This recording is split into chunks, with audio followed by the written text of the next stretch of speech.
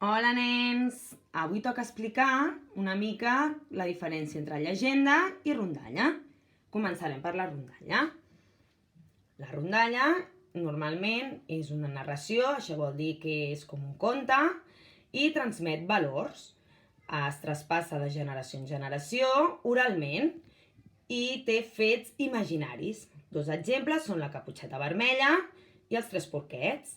La Caputxeta Vermella, ja sabeu que parla amb un llop, els llops no parlen, després aquest llop es menja la iaia, després treuen la iaia sencera de l'estómac del llop, tot això, com ja sabeu, és imaginari, però el valor que té darrere doncs és no parlis amb estranys, per exemple.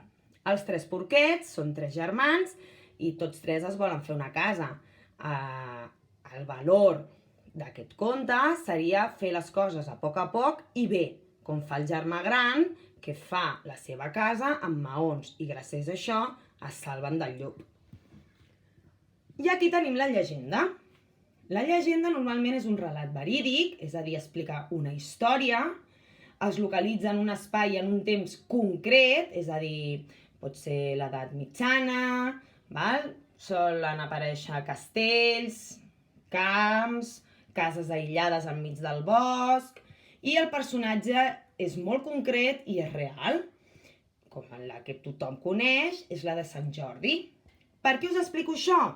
En el Classroom teniu un document on us he posat un enllaç que us portarà a una pàgina on hi ha moltes llegendes del folklore català.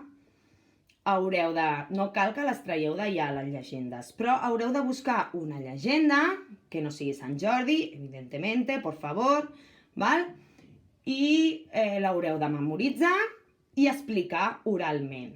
Com? Ja sé que no tothom vol sortir en vídeo, no passa res, no és obligatori, us podeu gravar de veu, d'acord? I aquesta gravació la pengeu al Classroom. Aquells que sí que s'atreveixin a gravar-se explicant la llegenda, recordeu que el fons ha de ser un fons neutre i ha de sortir la vostra carona només, d'acord? I també ho pengeu al Classroom.